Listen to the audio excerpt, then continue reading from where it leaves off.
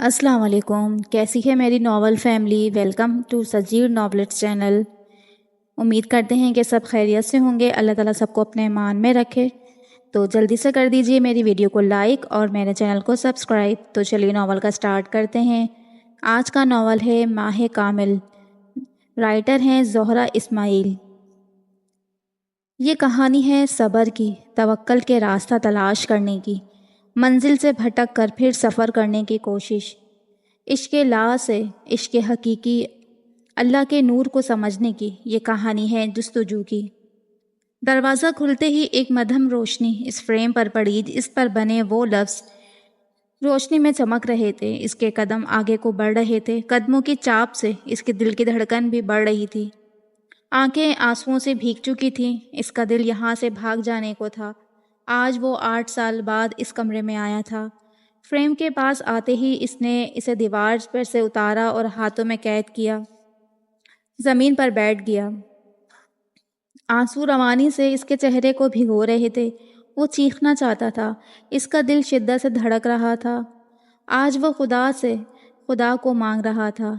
इस दिल को कोस रहा था जिसे इसने रूह से जुदा किया था और खुदा को छोड़ बैठा था इश्क के लिए। आज वही इश्क इसे खुदा के सामने शर्मिंदा कर रहा था। हाँ, वो आज मांग रहा था खुदा को खुदा से।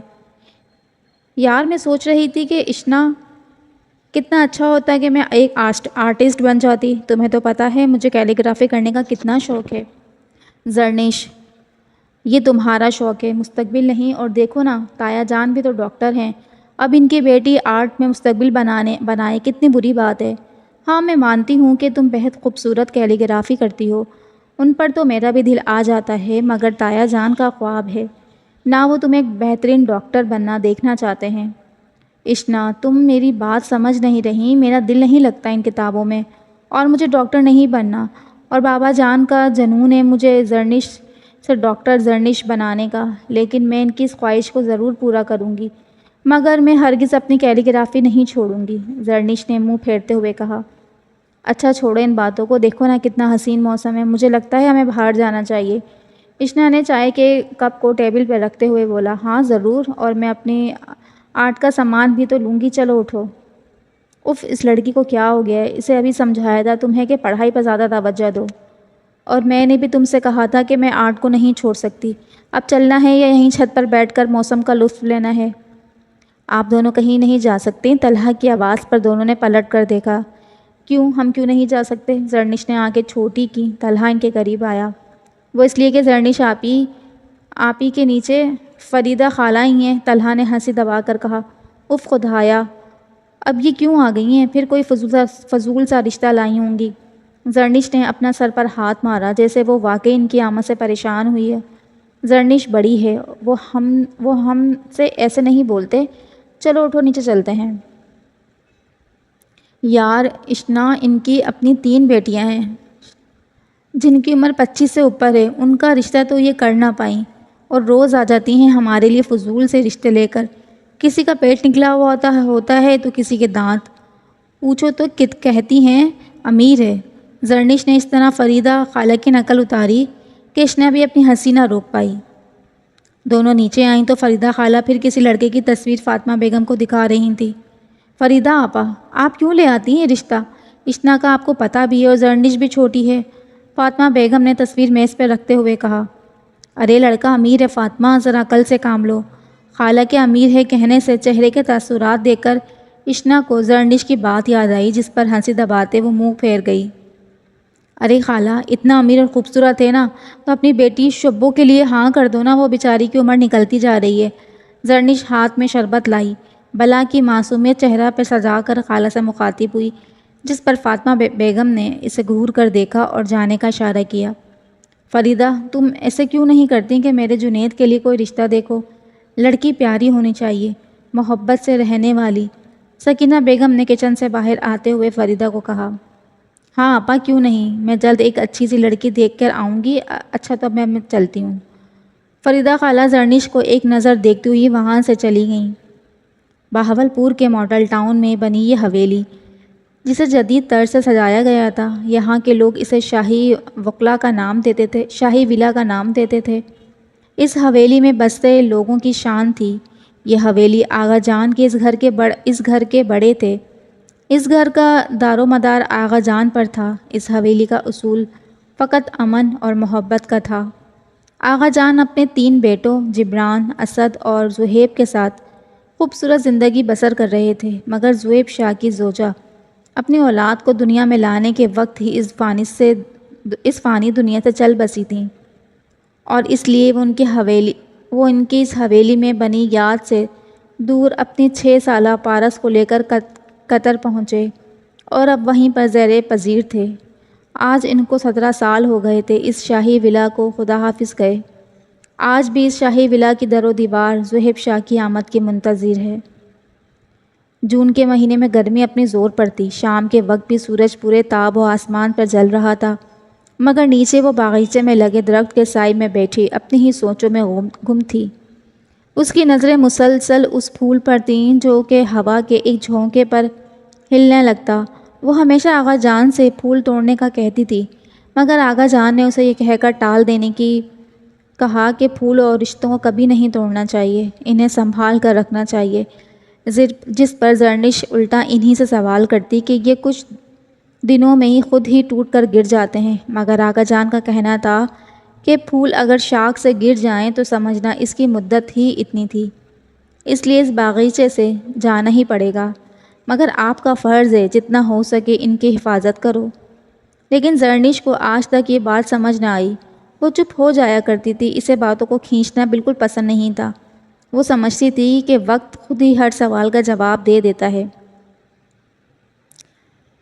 پیچھے سے آتی آواز نے اسے خیالوں سے بیدار کیا۔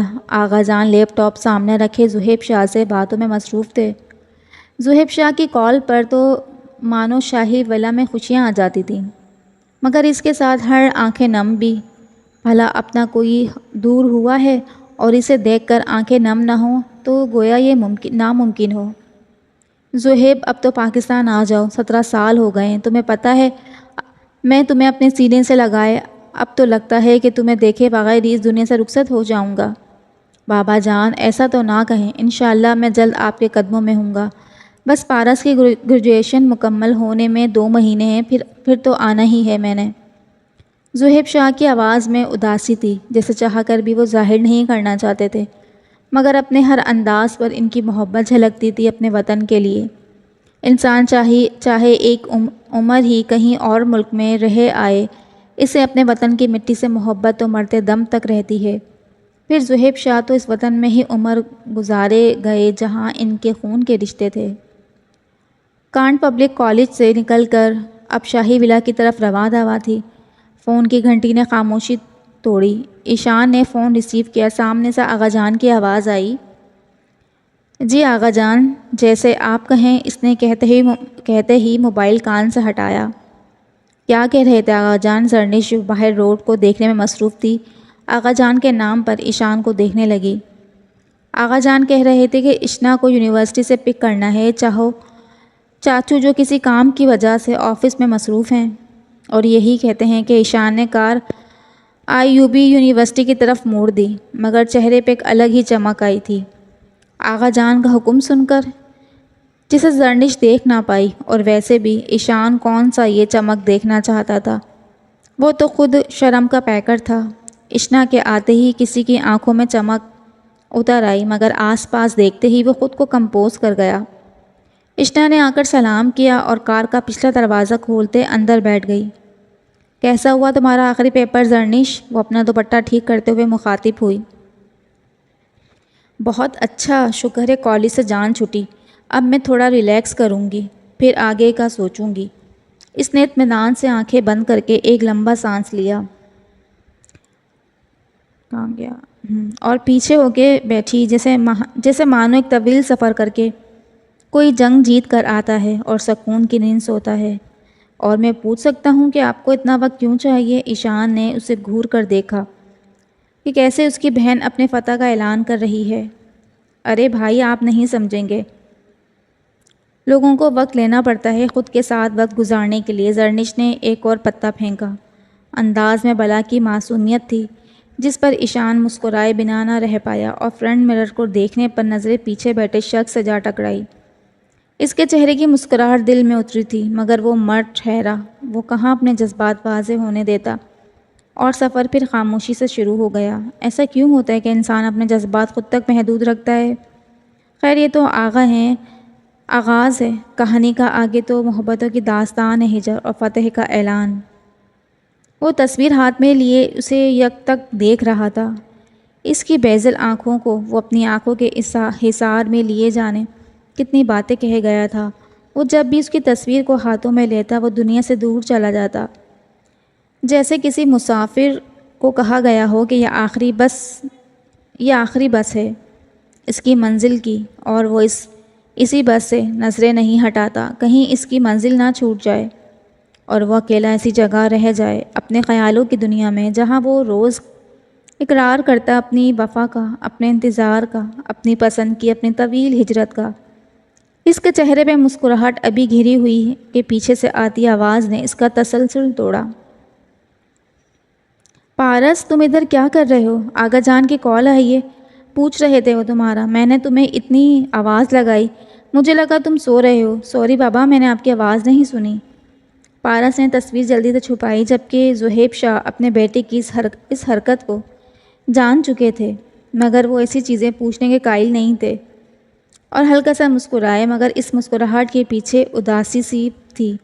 پارس بھی انجان تھا، یا یوں کہے کہ وہ خود بھی انجان تھے۔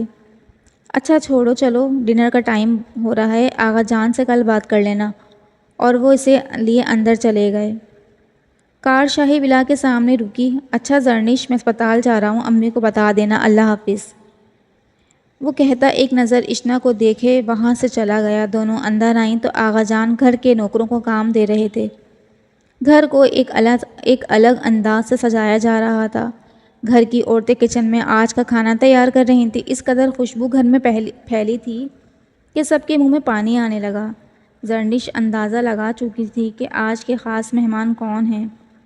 آغا جان کے دوست، ان کے ہمدرد ساتھی، یعنی جسے زرنش کہتی ہے بیست بڈھی۔ ویسے تو ان کا روز ہی آنا جانا ہوتا تھا، مگر کچھ وقت سے وہ لاہور میں تھے اور آج 5 مہینے بعد آ رہے تھے۔ شاہی ولا کا انداز بتا رہا تھا، حقیقتاً اس گھر نے ان کی کمی محسوس کی ہے۔ کچھ وقت آغا جان اپنے دوست کے ساتھ گھر میں داخل ہوئے۔ توقیر صاحب کا استقبال بہت محبت سے کیا گیا تھا۔ اس گھر کے بچے توقیر صاحب کو دادا کہا کرتے تھے۔ اس گھر نے آغا جان اور توقیر صاحب میں کوئی فرق رکھا ہی کہاں تھا۔ کھانے کی میز پر اشنا اور زرنش نے اپنے دادا کے ساتھ بہت باتیں کی۔ بچپن سے ہی دونوں توقیر صاحب کی لاڈلی ہی رہی تھیں۔ کھانے سے فارغ ہوتی دوستوں کو آزاد کیا، اور اس وقت آغا جان اور توقیر صاحب لاؤنج میں بیٹھے اپنے دلوں کے حال بتا رہے تھے جب زرنش چائے کی ٹرالی لے آئی۔ دادا جان، یہ آپ کی چائے، بغیر چینی کی، محبت سے چائے پکڑاتی۔ جیتے رہو میرے بچے۔ دادا نے بھی محبت سے سر پر ہاتھ پھیرا۔ کتنی بڑی ہو گئی ہے نا بچی، ابھی کل ہی کی بات ہے جب یہ اس گھر میں آئی تھی۔ توقیر صاحب نے اسے محبت سے جاتا دیکھ کر بولے۔ ہاں توقیرے، تم صحیح کہہ رہے ہو، مگر جیسے جیسے یہ بڑی ہو رہی ہے مجھے ڈر لگ رہا ہے کہ اگر اسے پتہ چل گیا تو وہ سر جھکا گئے۔ تم فکر کیوں کرتے ہو؟ سمجھدار بچی سمجھ جائے گی وقت کے ساتھ، اور جو چیز ابھی ہوئی ہی نہیں تم اسے لے کر فکر مند کیوں ہو؟ کہیں تم اس ڈر میں اپنا وعدہ تو نہیں بھول رہے جو اس کے آنے پر تم نے کیا تھا؟ توقیر صاحب کو خدشہ ہوا۔ نہ توقیرے، ایسا ہرگز نہیں ہے۔ وہ درانی کبھی اپنے وعدے سے پیچھے نہیں ہٹا اور نہ ہی کبھی ہٹے گا۔ بس اللہ میری بچی کا نصیب اچھا کرے۔ آمین۔ اور تم فکر نہ کرو، ہماری زرنش سب کے ساتھ محبت کرنے والی ہے، بھلا اللہ اس کے ساتھ برا کیوں کرے گا؟ چل اب اپنے آنسو صاف کر، کوئی دیکھ لے گا تو بولے گا بڑھاپے میں بچوں کی طرح رو رہے ہیں۔ ارے توقیرے، یہ بڑھاپا ہی تو بچپن کا دوسرا نام ہے جس میں بچپن میں سہارے سے چلتے تھے، آج بھی وہی سہارا ضروری ہے۔ آغا جان کی آنکھوں میں نمی دیکھ کر توقیر صاحب نے ان کے ہاتھ پر ہاتھ رکھ کر سب بہتر ہونے کا دلاسا دیا۔ اللہ بہتر کارساز ہے درانی، جو نہیں دیکھ رہے جو اس نے لکھ دیا ہے، اور جو وہ لکھتا ہے بہترین ہوتا ہے۔ سب نے توقیر صاحب کو رات کے کھانے کے بعد رخصت کیا اور اب سب اپنے کمرے میں جا چکے تھے۔ اشنا اور زرنش کا ایک ہی کمرہ تھا جہاں اب وہ دونوں بیٹھی باتیں کر رہی تھیں، یا یہ کہنا بہتر ہوگا زرنش باتیں کر رہی تھی، جبکہ اشنا اپنی پڑھائی کی طرف دھیان دینے کی ناکام کوشش کر رہی تھی۔ اشنا بات سنو یار، ہر وقت پڑھتی رہتی ہو، میں تو کہتی ہوں شادی کر لو تم انہی کتابوں سے۔ زرنش اپنی باتوں کا جواب نہ ملنے پر اکتا کر بولی، ان سے شادی کر لی تو تمہارے بیچارے بھائی کا کیا ہوگا؟ اشنا نے کتابوں کو دیکھتے ہی جواب دیا، ہاں وہی تو، لیکن یار جب میں سوچتی ہوں تم میری بھابھی بنو گی اتنا سکون ملتا ہے نا، ورنہ میری دوست علیزے ہے نا بیچاری، روز مجھے اپنی بھابھی کی ظلم کی کہانی سناتی ہے، اور اس کا بھائی اتنا عجیب ہے، اپنی بیوی کو کچھ نہیں کہتا، اور ماں باپ کو دیکھو امریکہ جا کر بس گئے، یہ بھی کوئی بات ہوئی؟ وہ تو ایسے بول رہی تھی جیسے اس دنیا جہاں کے ظلم اس ہی کے دوست پر ڈھائے گئے ہوں۔ زرنش بنا کر بول رہی تھی، جب اشنا نے اسے یہ کہہ کر چپ کروایا کہ صبح اسے یونی سے دیر ہو جائے گی، اب وہ سونا چاہتی ہے۔ زرنش بھی چپ ہو گئی، مگر اسے خوشی اس بات کی تھی کہ ابھی اس کے پاس پڑھنے کے لیے کچھ نہیں ہے، وہ تو بس اپنے آرٹ پر توجہ دے گی۔ آرٹ مطلب زرنش کا عشق، جنون۔ اشنا اور ایشان کا رشتہ بچپن ہی سے طے ہو گیا تھا، جس کا علم پورے خاندان کو تھا۔ بچپن تو یوں ہی گزر گیا، مگر آغا جان کو یہ فکر تھی کہ کہیں ان کے بچے ان کے فیصلے سے ناخوش تو نہیں۔ مگر وقت کے ساتھ ان دونوں ہی کے دلوں میں ایک دوسرے کے لیے پسند جاگ گئی تھی، اور دونوں نے خوشی خوشی یہ رشتہ قبول کیا۔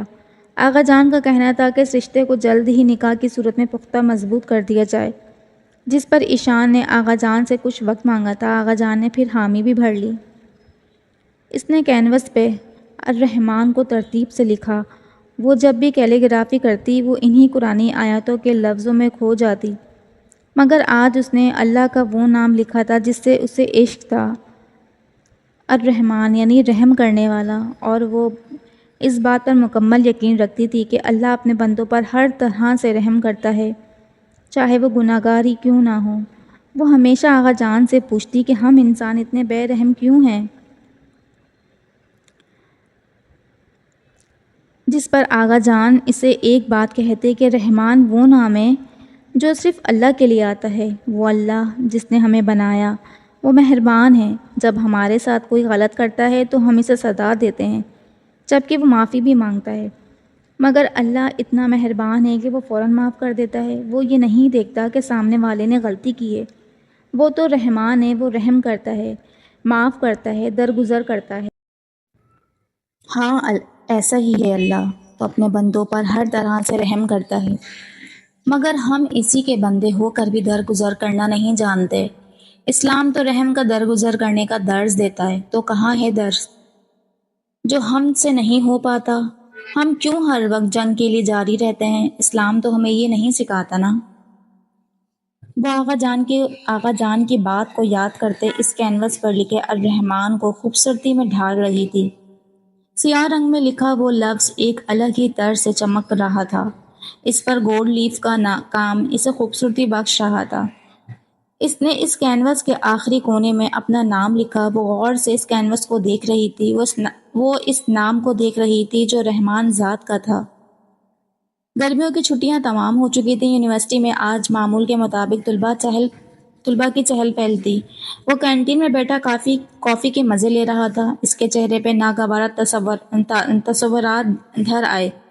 سامنے آتی ماریا کو دیکھ کر وہ اٹھنے لگا کہ ماریا نے اس کا ہاتھ پکڑ لیا۔ چھوڑو میرا ہاتھ ماریا، یہ کیا بدتمیزی ہے؟ وہ قہر آلود نظروں سے ماریا کو دیکھ رہا تھا، جیسے یہی جان لینے کا ارادہ رکھتا ہو۔ تم مجھے دیکھ کے بھاگنے کیوں لگتے ہو؟ ماریا اس بات کو نظر انداز کر گئی۔ اپنی حد میں رہو ماریا، یہ نہ ہو کہ تمہارا یہ ہاتھ میں تمہارے جسم سے الگ کر دوں۔ اس نے سختی سے اپنا ہاتھ ایک جھٹکے میں آزاد کروایا۔ تم ہمارے رشتے کو کیوں بھول جاتے ہو؟ آخر کس بات کا غرور ہے تم میں؟ ماریا غصے سے چیخیں، زبان کو لگام دو اپنی، ورنہ جڑ سے اکھاڑ کر پھینک دوں گا۔ مجھ پر چلانے کی غلطی دوبارہ مت کرنا۔ اب کی بار وہ دھاڑا جس سے ماریا سہم گئی۔ وہ دھاڑتا تو نہیں تھا، وہ تو بولتا بھی نہیں تھا، مگر وہ جب چیختا تو سب سہم جاتے۔ تم میری صرف اور صرف کزن ہو، اس کے علاوہ مجھ سے کوئی اور رشتہ جوڑنے کا سوچنا بھی مت۔ ماریا کو ایک نظر دیکھتا وہاں سے چلا گیا۔ ماریا قہر آلودہ نظروں سے اس لڑکی کی پشت کو دیکھ رہی تھی جو اسے دھتکار کر گیا تھا۔ آغا جان، آپ نے بلایا تھا؟ ایشان کمرے میں داخل ہوا تو آغا جان قرآن پاک کی تلاوت کر رہے تھے۔ ایشان کو ہاتھ کے اشارے سے صوفے پہ بیٹھنے کو کہا۔ کچھ وقت گزرنے کے بعد آغا جان نے قرآن پاک کو چوم کر اس کی جگہ پر رکھا اور ایشان کے پاس آئے، جو سر جھکائے آغا جان کا ہی انتظار کر رہا تھا۔ ایشان تو اب تم نے کیا سوچا ہے بیٹا؟ آغا جان کرسی پر بیٹھتے ہوئے بولے۔ کس بارے میں آغا جان؟ اس نے اپنا سر اٹھا کر آغا جان کو سوالیہ نظروں سے دیکھا۔ نکاح کے بارے میں تم نے کہا تھا نا اشنا سے، جیسے یونیورسٹی میں پڑھنے لگے گی تم تب نکاح کرو گے، تو اب ماشاءاللہ سے وہ اپنی پڑھائی جاری کر چکی ہے۔ جی آغا جان، مجھے یاد ہے اور میں انکار تو نہیں کر رہا۔ آپ جیسا چاہیں گے وہی ہوگا۔ اس کے چہرے پہ مسکراہٹ آئی۔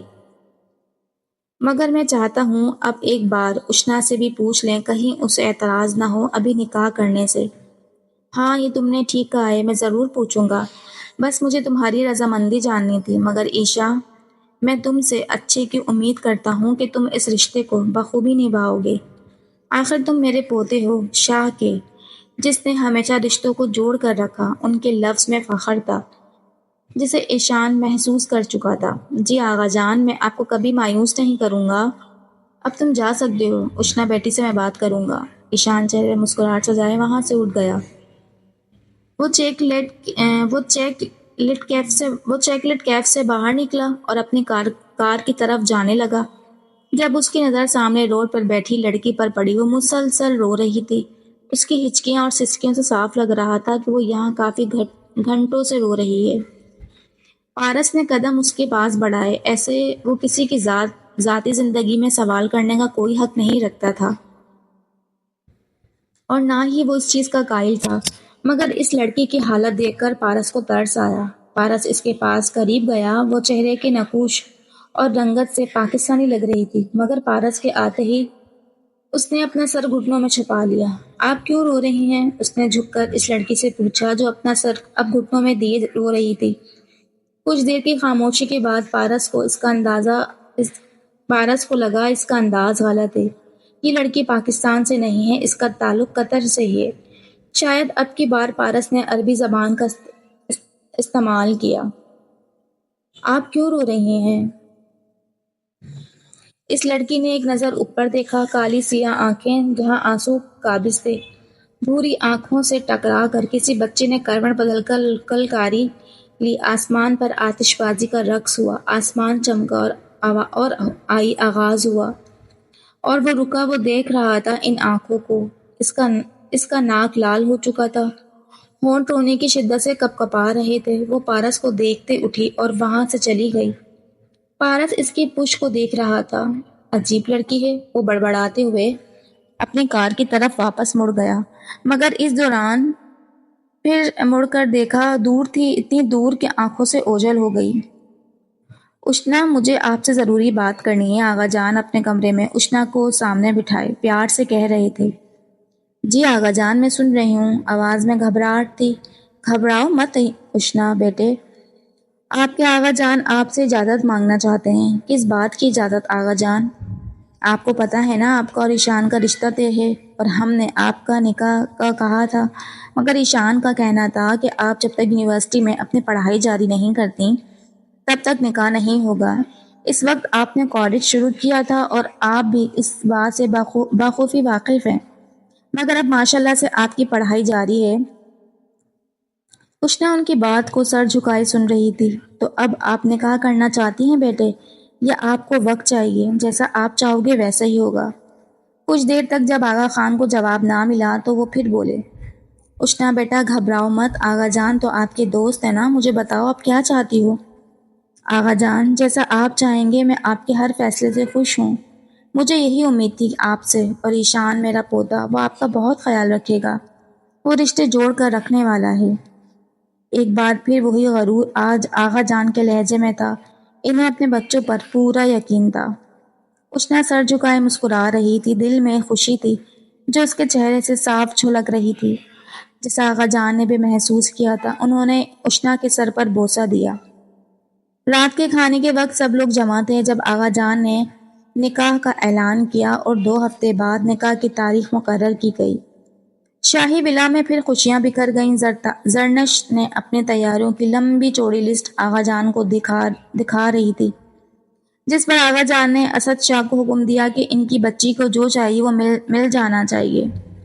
زرنش اس گھر کی میں سب کی لاڈلی تھی، جس کی وجہ سے ایک وعدہ تھا، فقط وعدہ، یا یوں کہوں کہ وعدے کے بعد اب وہ خاص تھی، انمول تھی، نازک تھی، مگر قسمت نزاکت تو نہیں دیکھتی نا، وہ عام اور خاص میں فرق رکھتی ہے۔ بھائی، آپ کے لیے آج ایک خوشخبری ہے۔ اسد موبائل پر اپنے بڑے بھائی زہیب سے بات کر رہے تھے۔ کیسی خبر چھوٹے؟ اشنا اور ایشان کے نکاح کی تاریخ رکھ دی ہے آغا جان نے۔ ماشاءاللہ ماشاءاللہ، یہ تو بہترین خبر ہے۔ وہ بہت خوش ہوئے۔ اب آپ بھی آنے کی کریں پاکستان۔ پارس بھی تو اپنے بہن بھائیوں کو یاد کرتا ہوگا۔ ہاں ضرور آؤں گا، یہ بھی کوئی کہنے کی بات ہے؟ میرے بچوں کی خوشی ہے اور تم سے ایک بات بھی کرنی ہے اسد۔ کیسی بات بھائی؟ انہوں نے پریشانی سے پوچھا۔ ارے پریشانی کی کوئی بات نہیں ہے، میں پاکستان آ کر بتاؤں گا، بس خیر بات ہوگی، پھر اپنا خیال رکھنا، انشاءاللہ جلد آؤں گا۔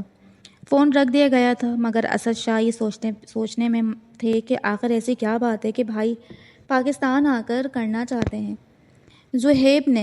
زہیب شاہ اس گھر کے بڑے بیٹے تھے، پھر اسد شاہ تھے اور سب سے چھوٹے جبران۔ ان بھائیوں کی عمریں میں زیادہ فرق نہ تھا، مگر وہ عزت اور محبت بے پناہ کرتے تھے ایک دوسرے سے، جس کا غرور تھا آغا جان کو تھا، اور کیسے نہ ہوتا۔ جس گھر کی اینٹیں مضبوط ہوں وہ گھر کیسے نہ جگمگائے۔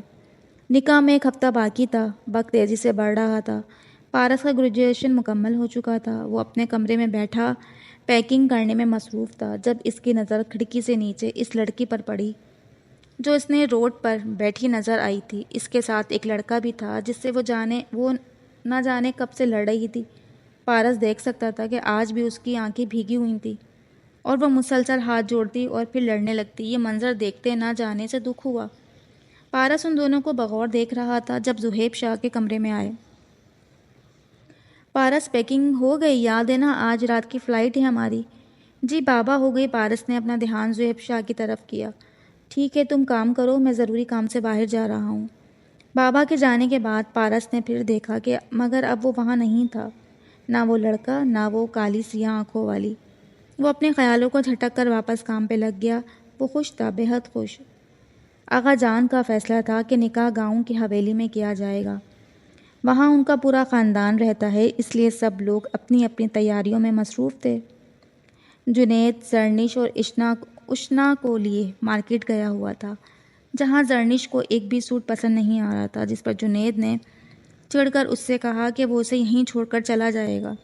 دیکھو زرنش، یہ آخری شاپ ہے، اگر یہاں سے نہیں لینا تو میں اب آگے نہیں جاؤں گا۔ اسے دیکھو، اس نے اشنا کی طرف اشارہ کیا، یہ ہے دلہن، اس نے اپنا سوٹ فوراً پسند کر لیا اور تم نخرے دکھائی جا رہی ہو۔ اس بار جنید تپ کر بولا، ہاں تو اس نے پہلے ہی گوگل سے چیک کر لیا تھا نا۔ اچھا اندر تو چلو، پکا یہیں سے لے لوں گی کچھ۔ کچھ وقت اس بوتیک میں چکر کاٹنے کے بعد اسے ایک جوڑا پسند آ ہی گیا۔ جنید نے خدا کا شکر ادا کیا۔ کار میں بیٹھتے ہی جنید نے دونوں کے سامنے ہاتھ جوڑے۔ خدا کا واسطہ ہے، آئندہ تم لوگوں نے میرے ساتھ آنے کی ضد کی، چھوٹا ہوں تو کیا سب حکم چلائیں گے مجھ پر؟ فار یور کائنڈ انفارمیشن برادر، آپ سے چھوٹی ہوں میں اور مجھ سے چھوٹا طلحہ، تو آپ ہم سے بڑے ہیں، تو یہ ڈیوٹی آپ کو ہی دینی ہوگی۔ زرنش نے ہاتھ باندھتے ہوئے اسے بتایا کہ وہ چھوٹا نہیں ہے۔ اچھا میری ماں، اب گھر جانا ہے یا ابھی بھی میری صدا باقی ہے؟ نہیں، فی الحال گھر چلیں، کل واپس آئیں گے، اس نے دانت دکھائے۔ زرنش کی بات پر جنید نے اسے گھور کر دیکھا۔ ان دونوں نے کہکا لگایا۔ خدا بچائے تم دونوں بلاؤں سے، جنید صرف اتنا ہی کہہ پایا۔ آپ دور رہیں ہم بلاؤں سے، زرنش نے کہا، اور زرنش کہاں پیچھے رہنے والی تھی۔ پارس دوحہ انٹرنیشنل ایئرپورٹ میں بیٹھا اپنے بابا کا انتظار کر رہا تھا کہ اس کے سامنے والی سیٹ پر ایک لڑکا بیٹھا نظر آیا، جس نے کالی سیاہ جینز اور کالی شرٹ کے ساتھ ٹوپی پہنی ہوئی تھی۔ اس کی آنکھیں چشمے کی وجہ سے نظر نہیں آ رہی تھیں۔ پارس کو وہ کچھ عجیب سا لگا۔ اس کا سر مسلسل جھکا ہوا تھا، جیسے اسے آس پاس کے لوگوں سے کوئی لگاؤ ہی نہیں۔ وہ اس آدمی کو بھی نہیں دیکھ رہا تھا جس نے چلا کر پورا ایئرپورٹ سر پر اٹھا لیا تھا۔ وجہ یہ تھی کہ ایک روسی لڑکے نے اس کی بیوی کے بیگ میں زندہ مینڈک ڈال دیا تھا۔ اب وہ روسی لڑکے کا گریبان پکڑ کر اسے جھنجھوڑ رہا تھا۔ یہ منظر سب کی نظروں کا مرکز بن چکا تھا، مگر اب بھی وہ سر جھکائے بیٹھا نہ جانے کس دنیا میں گم تھا۔ پارس کی نظریں اسی پر تھیں۔ جب ذہیب شاہ نے اسے آ کر فلائٹ کا بتایا، پارس اب بھی اسے دیکھ رہا تھا۔ یہ بات اس کو سمجھ سے باہر تھی کہ وہ اس سے نظریں کیوں نہیں ہٹا پا رہا۔ اب کی بار وہ لڑکا بھی اپنی جگہ سے اٹھا۔ پارس نے اپنے خیال کو جھٹک کر ادھر ادھر دیکھا اور اپنے بابا کے پیچھے چل دیا۔ اسے بس اس بات کی خوشی تھی کہ وہ اپنوں میں جا رہا ہے۔ جہاز میں بیٹھتے ہی پارس کو لگا کہ کوئی اسے دیکھ رہا ہے۔ اس نے اپنی نظر ادھر ادھر دوڑائی جہاں سب لوگ اپنے اپنے کاموں میں مصروف تھے۔ تبھی اس کی نظر اس لڑکے سے ٹکرائی جو اسے تھوڑی دیر پہلے ہی نظر آیا تھا۔ اس کا سر اب بھی نیچے تھا۔ ساتھ بیٹھا لڑکا اس سے مسلسل باتیں کر رہا تھا، مگر اس کے کانوں پہ ہیڈ فون تھا جس سے صاف ظاہر تھا کہ اس لڑکے کی کوئی بات اس تک نہیں پہنچ رہی۔ سفر یوں ہی چلتا رہا۔ اب اس کی نظر اس لڑکے پر نہیں بلکہ آنے والے حسین دنوں پر تھی۔ وہ آنکھیں بند کیے سفر کا اختتام کا سوچ رہا تھا۔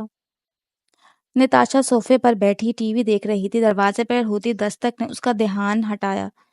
دروازہ کھولتے ہی نتاشا کی آنکھیں پوری کھل گئیں۔ سامنے کھڑا شخص وہی تھا جس کا اس گھر نے 3 سال انتظار کیا تھا۔ وہ آنکھوں میں آنسو لیے چلائی، امی امی جلدی آئیں، دیکھیں آپ کی دعا قبول ہوئی، دیکھیں نا کون آیا ہے۔ سامنے سے آتی صبور کے قدم رک گئے۔ وہ وہیں ساکت کھڑی اس لڑکے کو دیکھ رہی تھی جو اسے 3 سال پہلے چھوڑ گیا تھا۔ وہ ایک بار بھی رابطہ نہیں کیا۔ ہاں، یہ ان کا بیٹا تھا، ان کا اپنا خون تھا جو انہیں چھوڑ کر گیا تھا۔ امی رک کیوں گئیں؟ دیکھیے بھائی آئے ہیں۔ نتاشا ان کے قریب آئی۔ صبور بھاگ کر اس کے قریب گئی اور اسے سینے سے لگایا۔ میرے بچہ، کہاں تھے تم؟ ایک بار بھی تم نے اپنی ماں کا نہیں سوچا؟ میں کتنا روئی ہوں، کتنا تڑپی ہوں تمہارے لیے۔ ان کی آنکھوں میں آنسو تھے، مگر سامنے کھڑا شخص چپ تھا۔ میں تھک گیا ہوں، مجھے آرام کرنا ہے۔ اس کا لہجہ شفاف تھا۔ وہ اتنا کہتا صبور سے الگ ہوا اور بنا دے کے وہاں سے چلا گیا۔ صبور اپنے اسی بیٹے کو دیکھ رہی تھی جو اس پر کبھی جان نچھاور کر دیتا تھا۔ وہ گھنٹوں اپنی ماں کے گلے لگا رہتا اور آج اسے اس بات کا بھی احساس نہیں تھا کہ اس کی ماں اس کے لیے کتنا روئی تھی۔ عمران صاحب تک ان کے بیٹی کی آمد کی خبر پہنچ چکی تھی، مگر فی الحال وہ اپنے بیٹے سے ملنے نہیں جاتے تھے۔ شاید وہ جانتے تھے کہ ان کا بیٹا اپنے باپ سے کس قدر دور ہے۔ پارس اور ذہیب شاہ اسی وقت شاہی ولا میں موجود تھے۔ سب بیٹھے باتیں کر رہے تھے۔ آغا جان درمیان میں تھے، جبکہ ان کے ایک طرف پارس اور دوسری طرف ذہیب شاہ تھے۔ پارس کی نظریں کسی کو ڈھونڈ رہی تھیں جب اس کا نام لیا گیا۔ زرنش نظر نہیں آ رہی بھابھی؟ ذہیب شاہ فاطمہ بیگم سے مخاطب ہوئے۔ جی بھائی صاحب، جب سے لڑکی کا کالج ختم ہوا ہے وہ اپنی نیندیں پوری کرنے میں لگی ہے، لو آ گئی۔ سامنے سے آتی زرنش کو دیکھ کر سکینہ بیگم بولی۔ وہ سیڑھیوں سے اترتی اپنی آنکھوں کو مسل رہی تھی۔ رومی باجی کافی لا دیں، وہ ملازمہ کو کہتی قدم نیچے رکھنے لگی جب اس کی نظر اپنے تایا پہ پڑی۔ تایا ابو، وہ زور سے چلائی۔ ذہیب شاہ نے ہنس کر سر ہاں میں ہلایا۔ ہاں گڑیا، آپ کے تایا ابو۔ وہ بھاگ کر ان کے پاس گئی۔ آپ نے بتایا کیوں نہیں کہ آپ آ رہے ہیں؟ زرنش نے شکایتی انداز میں کہا۔ اگر بتا دیتا تو یہ سب کیسے دیکھتا؟ اتنی خوشی تھی سب کے چہرے پہ۔ ذہیب شاہ نے سب کی طرف اشارہ کیا۔ السلام علیکم۔ پارس آگے آیا۔ ارے پارس بھائی، وعلیکم السلام، زرنش نے مسکرا کر جواب دیا۔ اس بھائی لفظ نے پارس کو اندر سے پورا جلا دیا۔ ذہیب شاہ نے اپنی ہنسی دبائی۔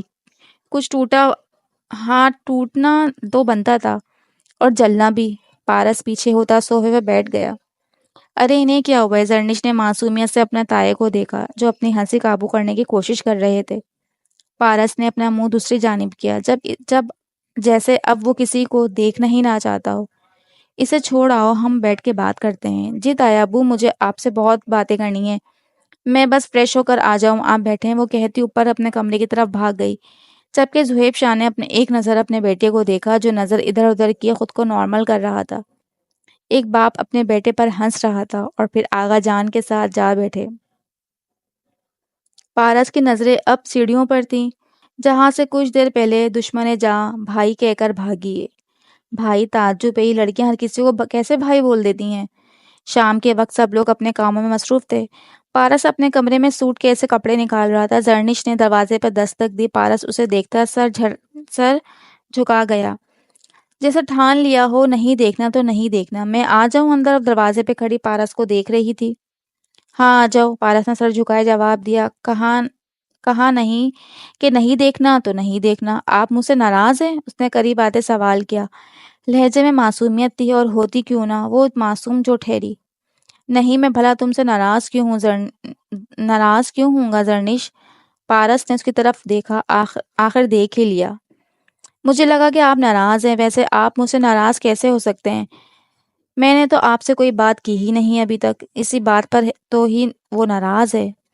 वो इसलिए लड़की के पहले ही तुमने मुझे भाई के तमगन से नवाज दिया। पारस बड़बड़ाया। जर्निश ना सुन सकी। अच्छा, सब आपको बुला रहे हैं, चाय का वक्त हो गया, और इस वक्त सब एक साथ बैठ के चाय पीते हैं, तो आप भी चलिए। हाँ तुम चलो, मैं रख कर आता हूँ। पारस ने कपड़ों की तरफ इशारा किया। अरे आप फिक्र मत करें, ये सब मैं कर लूंगी, आप चलें बस। अरे तुम क्यों करोगी? मैं खुद कर सकता हूँ। मैंने कहा ना कि मैं सब कर लूंगी। और ये देखें, कपड़ों पर सलवटें आ गई हैं, मैं उनको अच्छे से प्रेस करके आपके कमरे में रख दूंगी। अब चलें, वरना आगा जान को बुरा लगेगा। वो कहती दरवाजे की तरफ जाने लगी। पारस भी मुस्कुराता इसके पीछे चला गया। अब भला कैसे नाराजगी इसकी मासूमियत से। सब लोग लॉन में रखे कुर्सी पर बैठे थे। सकीना बेगम और फातिमा सबको चाय दे रही थी। पारस और जर्निश भी आ गए। आगाजान ने उन दोनों को देखते हुए कहा। तो पारस ने कहा कि तैयारी हो गई या नहीं? जुनैद ने पूछा। हाँ हो गई, बस कुछ चीज़ें रहती हैं। हाँ तो कोई मसला तो नहीं? कल तुम चलो मेरे साथ, जो चीज़ें लेनी है ले लेना। हम भी चलेंगे, जर्निश ने फौरन कहा। तो पारस तुम इसी को लेकर जाओ। मेरी तौबा कि मैं इस लड़की को शॉपिंग पर लेकर जाऊं, ये तो दुकान वालों को गोदाम भी खुलवा ले। जुनैद ने हाथ जोड़कर कहा। सबको कह के गूंजे। अब ऐसा भी नहीं है जुनैद भाई, हद है, जर्निश ने मुंह फेर कर कहा। खबरदार, जो किसी ने मेरी बच्ची को नाराज किया, वो जरूर जाएंगे वो जरूर जाएगी, वरना कोई नहीं जाएगा। आगाजान ने जुनैद को डांटा। आगाजान, आपने इसे सर चढ़ा दिया है। आप इसकी हर बात मानते हैं, फातिमा बेगम ने शिकायत की। अरे ये जिद करती कब है, ये तो लाड करती है, जिसको पूरा करना मेरा फर्ज है। अच्छा अच्छा, तो हम सब कल शॉपिंग करने जाएंगे, ठीक है? जुनैद ने जर्निश को देखकर ठीक है एक बार जोर दिया। भाई भाभी भी चलेंगे, जर्निश ने फिर कहा। उष्णा को भाभी कहा तुमने? जुनैद की आंखें खिल गईं। जाहिर है अब आपको तो नहीं कहूंगी ना जुनैद भाभी। पारस के मुंह से बेसाख्ता हंसी निकली। अभी निकाह तो नहीं हुआ। जुनैद ने ऐसा मुंह बनाया जैसे जर्निश ने वाकई कोई गुनाह कर दिया। तो बन जाएगी, कुछ दिनों की तो बात है। मैंने सोचा अभी से प्रैक्टिस शुरू कर दूं, पूरी कुव्वत से उसे अपने दांत निकाले। ईशान और उष्णा और ईशान सिर्फ बातें सुन सकते थे, और सुन भी रहे थे। कैसे उष्णा भाभी बन गई। खुदा आबाद रखे मेरे घर की रौनक को। आगा जाने दिल में दुआ दी। मगर किस्मत। मौसम में अगर बहार आए तो खिजा भी अपने वक्त की मुंतजिर होती है। जिंदगी अगर एक सी रहे तो इंसान कभी ना बदले, मगर इसे बदलना है। हर शय ने अपने मुकर्रर वक्त पर बदलना है। सही को गलत होना है, और गलत को सही। खुशियां भी एक मुद्दत लेकर आती हैं, और गम भी, मगर होता तो वही है जो तय पाता है। अगर समंदर खामोश है तो लहरों का शोर आएगा। मुसाफिर रास्ता भटक गया तो कोई मंजिल मिलेगी। सब होगा मुकर्ररा वक्त पर। सब लोग मॉल पहुंच चुके थे। ईशान और उष्णा अलग थे, जबकि पारस जर्निश के साथ थी। सब लोग अपने अपने लिए चीज़ें खरीद रहे थे। कितने जालिम लोग हो यार। मत भूलो तुम सबको मैं यहाँ लेकर आया हूँ, और तुम लोग मुझसे पूछ ही नहीं रहे मुझे क्या चाहिए। अपनी अपनी जोड़ी बनाकर घूम रहे हैं, शर्म करो। जुनैद सबको आंखें छोटी करके देख रहा था, जिस पर सब हंसे। अरे भाई मैं हूं ना, चले हम अपनी जोड़ी बनाते हैं। तलहा ने जुनैद का हाथ पकड़ा, जैसे उसे तरस आ गया हो अपने भाई पर।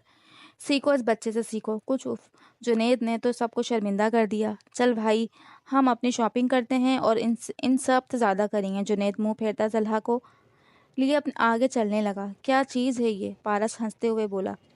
ये ऐसा ही है, इसके अंदर लड़कियों वाले नखरे हैं। चलो पारस, तुम्हें जो चाहिए? ईशान ने उसके कंधों पर हाथ रखते हुए कहा।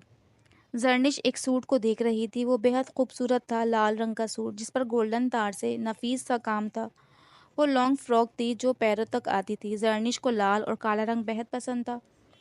वो सूट को देख रही थी। जब उसे खुद पर नज़रें महसूस हुईं तो उसने अपनी नज़र इधर उधर दौड़ाई। जब कोई ना दिखा तो वो अपने वहम समझकर आगे चली गई। जर्निश अपने इसी वहम में थी कि पीछे से पारस ने उसे आवाज़ दी। کہاں کھو گئی ہو زرنش؟ نہیں کہیں نہیں، آپ نے سب خرید لیا؟ وہ خود کو نارمل کرتی ہوئی بولی۔ ہاں خرید لیا، ایشان باہر انتظار کر رہا ہے، وہ وہاں سے اسے لے گیا۔ مگر اب بھی کسی کی نظر ان دونوں پر تھی۔ سب لوگ کار کے پاس جنید کا انتظار کر رہے تھے، جو کہ مال سے آنے کا نام نہیں لے رہا تھا۔ یار جنید آ بھی جا، تیری وجہ سے آغا جان سے ڈانٹ کھانی پڑے گی۔ ایشان اسے فون پر باہر آنے کا کہہ رہا تھا۔ ایشان سے بات کرتے ہی وہ باہر آیا۔ سب نے اسے غصے کی نظر سے دیکھا جس پر اس نے دانت نکالے۔ زرنش اپنے کمرے میں بیٹھ کر آج کی شاپنگ دیکھ رہی تھی، جب اس کی نظر اس سوٹ پر پڑی جو اس نے مال میں پسند کیا تھا۔